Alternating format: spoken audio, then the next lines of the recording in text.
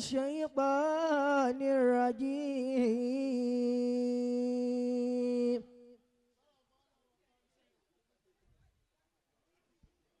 أعوذ بالله من فجأة الموت.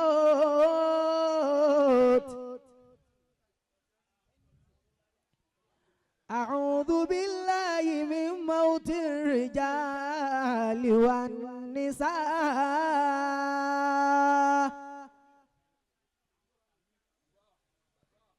أعوذ بالله من شماتة الأعداء.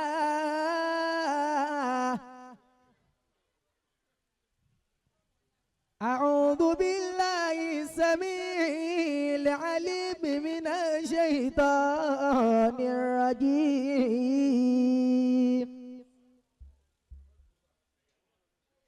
بسم الله الرحمن الرحيم.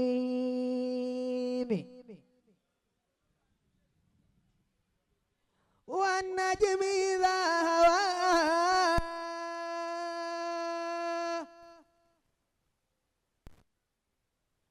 ما ضل صاحبكم وما غوى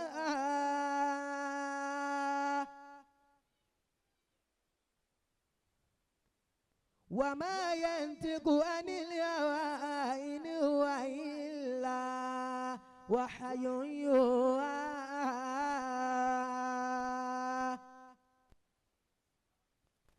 علمه شديد القوى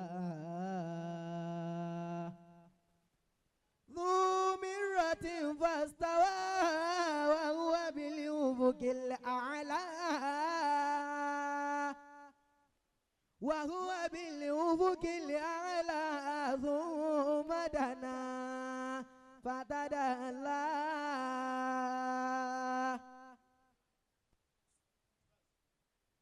فكان قاب قوسين أو أدنى فأوحى إلى عبده ما أوحى ما كذب الفؤاد ما رأى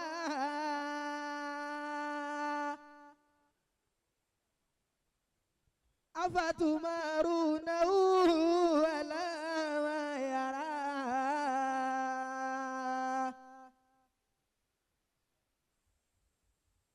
ولقد رآه نزلة أخرى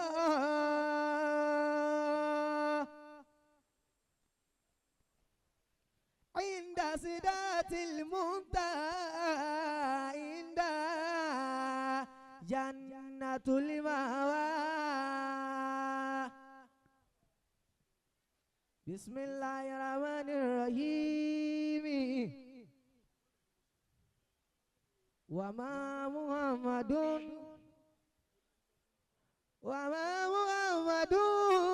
إلا رسول قد خلت من قبله الرسل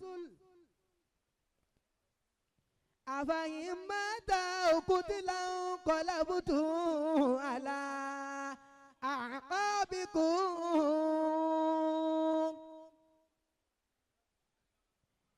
وما ينقلب على عقبيه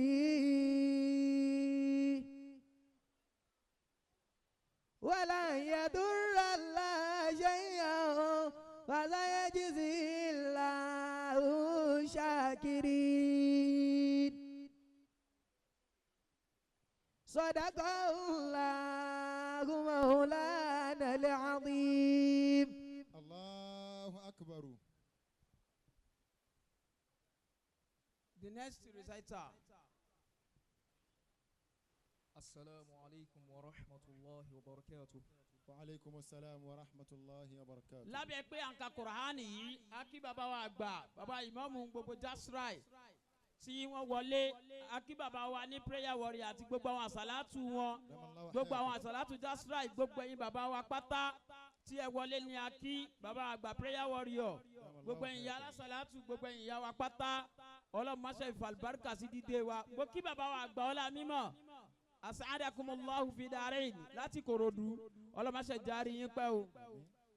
istamirra.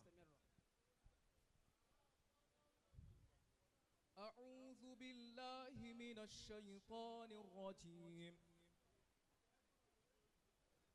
لقد صدق الله رسوله الرؤيا بالحق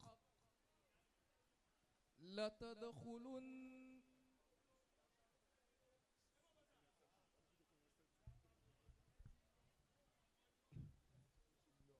gbogbo apáta ẹ dákun ẹ já jókòó kí a farabalẹ̀ ẹ jẹ́ kí a jókòó kí a farabalẹ̀.